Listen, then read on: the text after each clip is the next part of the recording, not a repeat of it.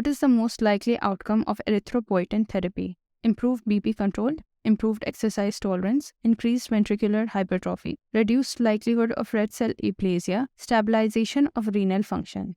A 35-year-old woman with CKD stage 5 was being considered for erythropoietin therapy. Her eGFR was 12 ml per minute. On examination, her BP was 140 over 90 mmHg and she had an atriovenous fistula in situ for planned hemodialysis. Hemoglobin 95, MCV 84.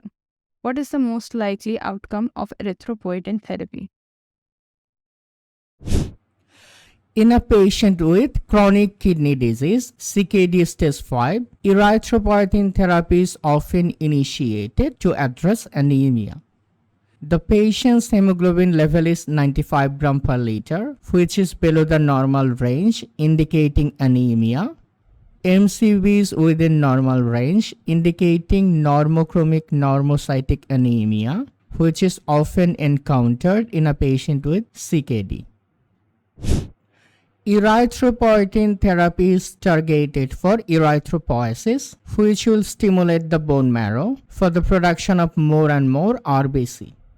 Increased RBC production will lead to increased oxygen delivery to the tissues, which will ultimately improve the exercise tolerance.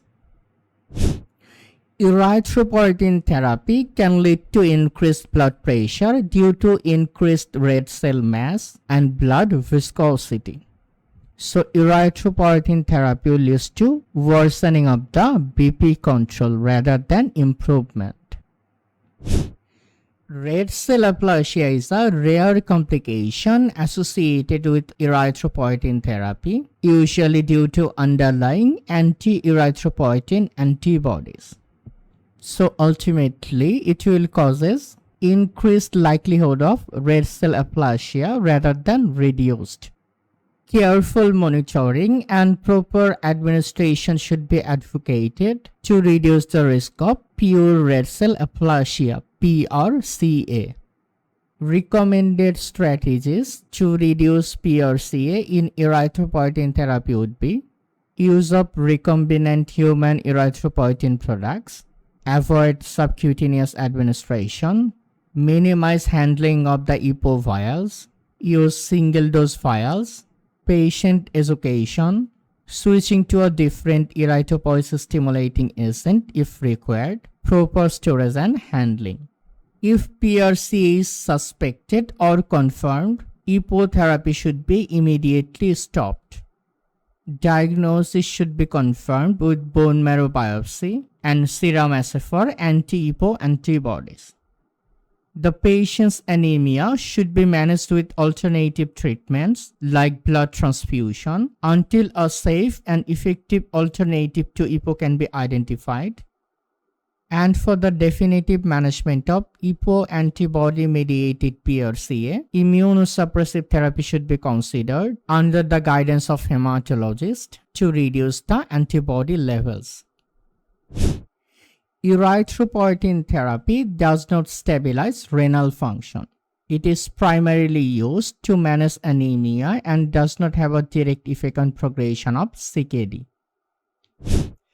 Given these considerations, the most likely and significant outcome of erythropoietin therapy in this patient is improved exercise tolerance.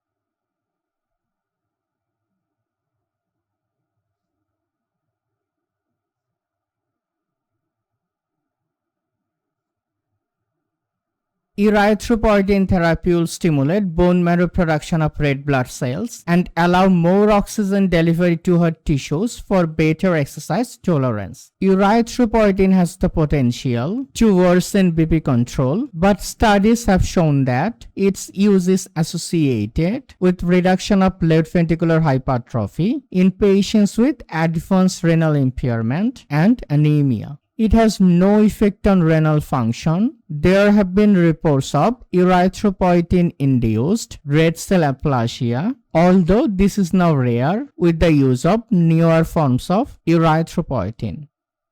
Anemia in CKD patients often leads to fatigue and reduced exercise tolerance. By increasing hemoglobin levels, erythropoietin therapy can improve oxygen carrying capacity and therefore enhancing the exercise tolerance.